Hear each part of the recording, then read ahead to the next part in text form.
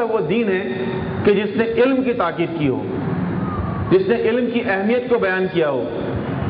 Bertrand رسل ایک بہت بڑا فلاسفر گزرا ہے پچھلی صدی کا، اس کی ایک کتاب ہے why I am not a Christian, کہ میں کرسچن کیوں نہیں ہوں۔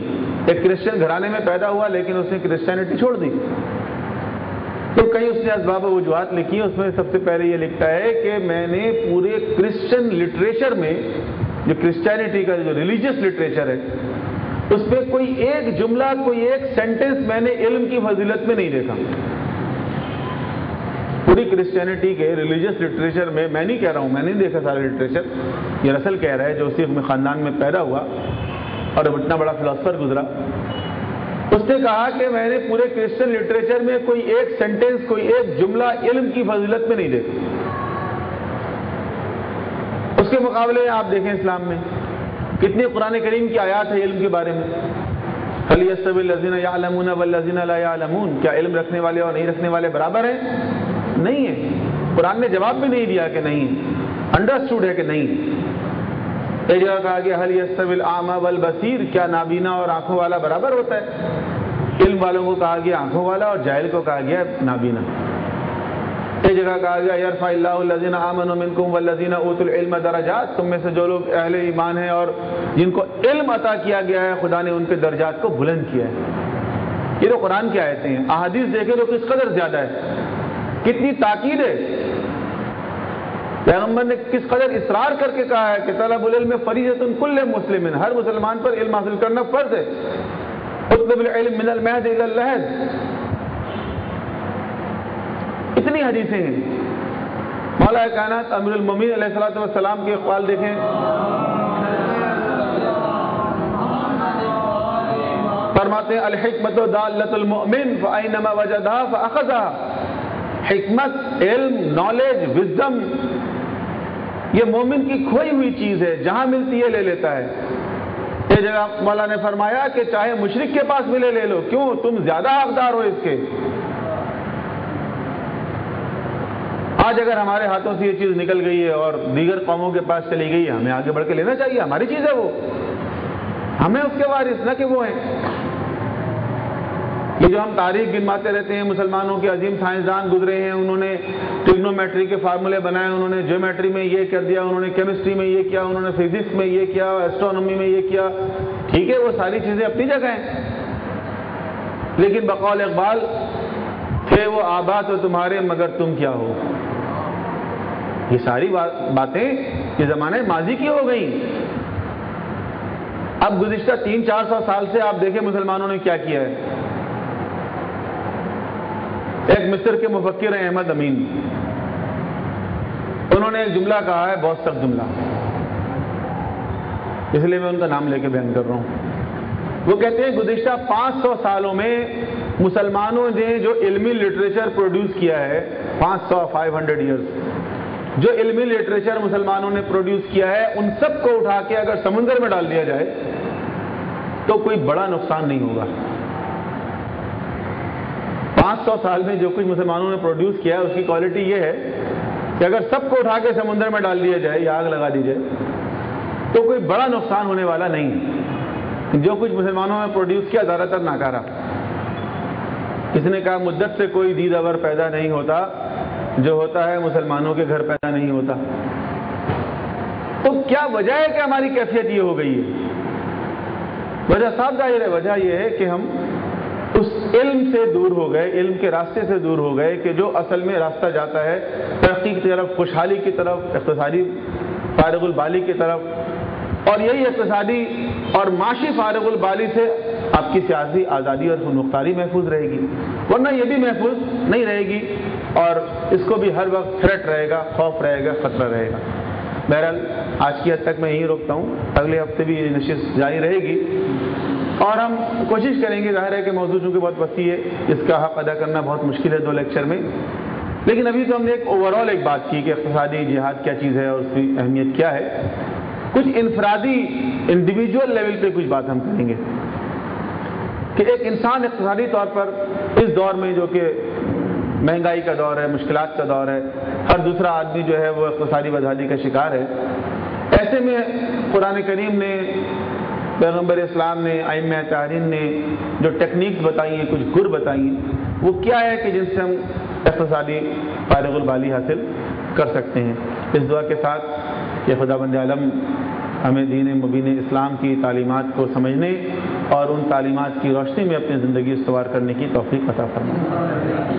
کوئی ضروری سوال ہے تو آپ کر لیں، میں حاضر۔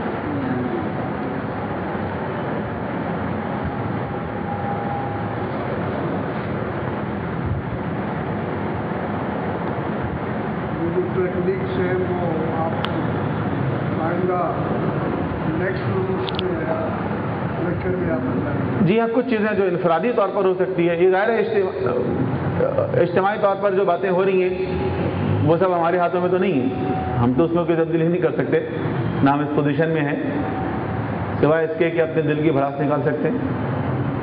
لیکن کچھ ایسے کام جو ہم کر سکتے ہیں اپنی زندگی میں جو بہت آسان تھی، یہ باتیں ہم جانتے ہیں، آپ بھی جانتے ہیں، کوئی نئی باتیں نہیں ہیں یہ، لیکن یہ کہ اس پر عمل اگر کریں تو کچھ بہتر نتائج حاصل ہو سکتے ہیں۔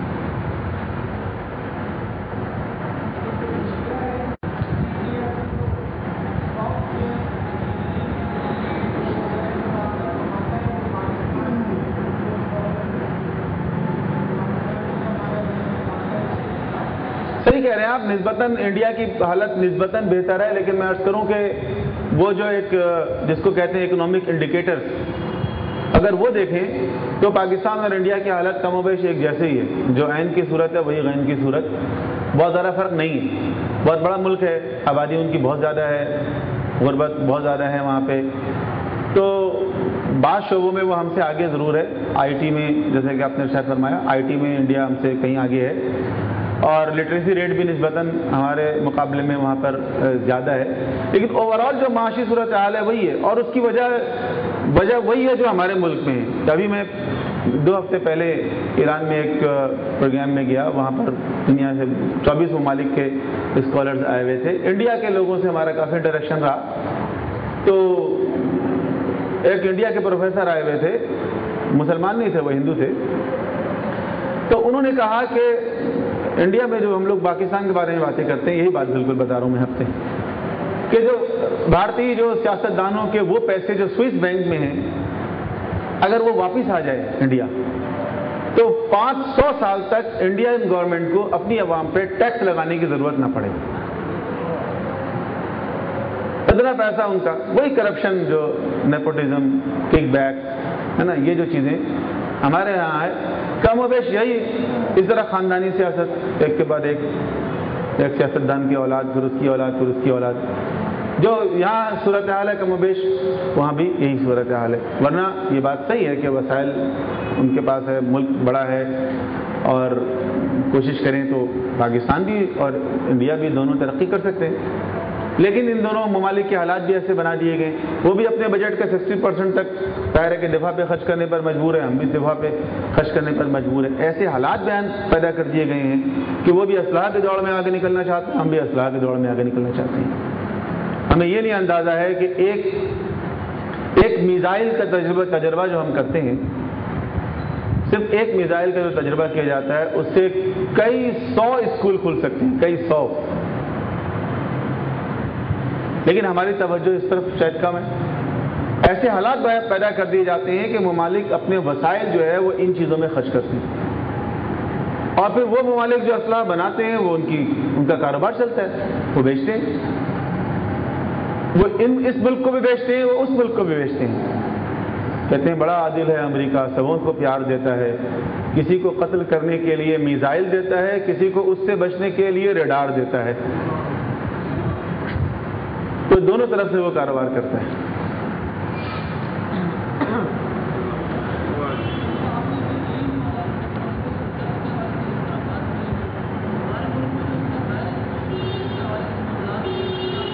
پلیز تھوڑا تیز بولیں ہیں۔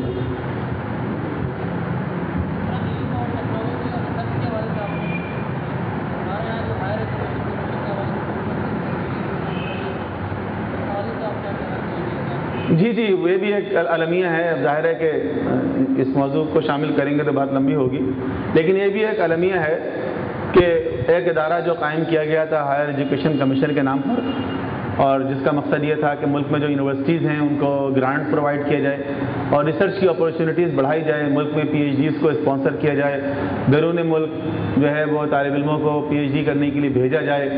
جو پاکستانی طالب علم باہر سے پی ایچ ڈی کر کے آتے ہیں اور یہاں بے روزگاری کا شکار ہوتے ہیں، ان کو ٹینور ٹریک سسٹم پر کسی یونیورسٹی میں یا کسی ادارے میں ان کو لگایا جائے.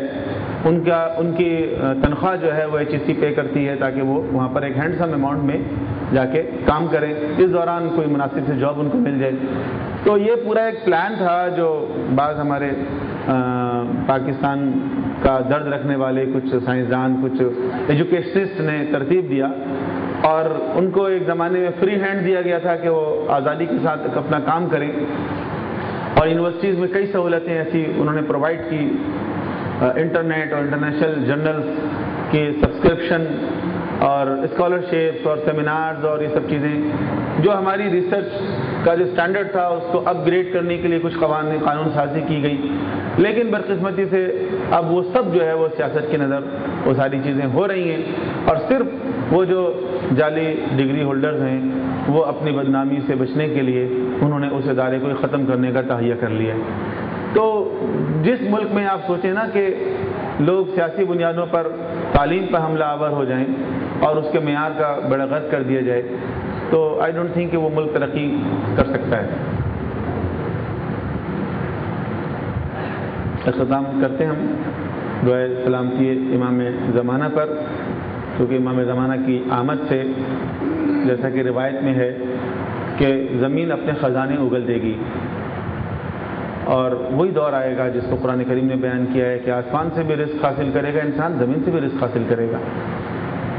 تو جب ہر طرف سے مایوسی نظر آتی ہے تو انسان خداوند عالم کی جانب متوجہ ہوتا ہے کہ بارلا اس ہادی برحق کو جو اس روئے زمین کو عدل و انصاف سے پر کرنے والا ہے، جو ظالم اور جابر فاسق و فاجر نظام کو نیست و نابود کرنے والا ہے، اس کے ظہور میں تاجر فرما، اور ہم سب کو امام علیہ السلام کے انصار و اعوان میں سے قرار دے. دعائے سلامتی امام زمانہ. بسم اللہ الرحمن الرحیم.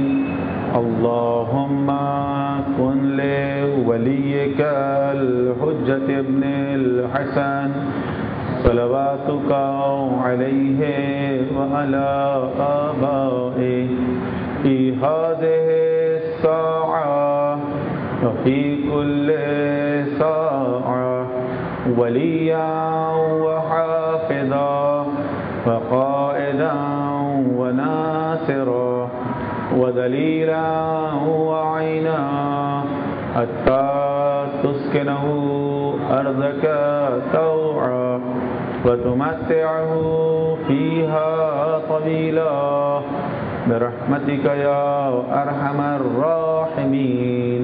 اللہم صلی علی محمد وعلی محمد وعجل فرجهم وسلم.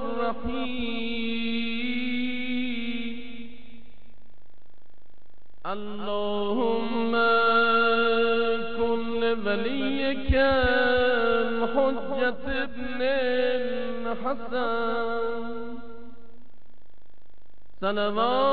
صلواتك عليه وعلى آبائه في هذه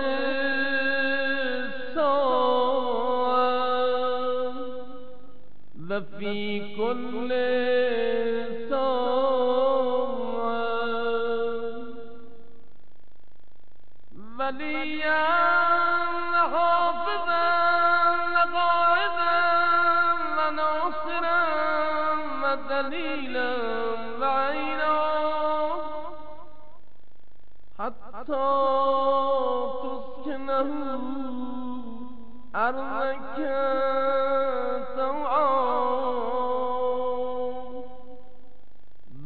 وتمتعوا فيها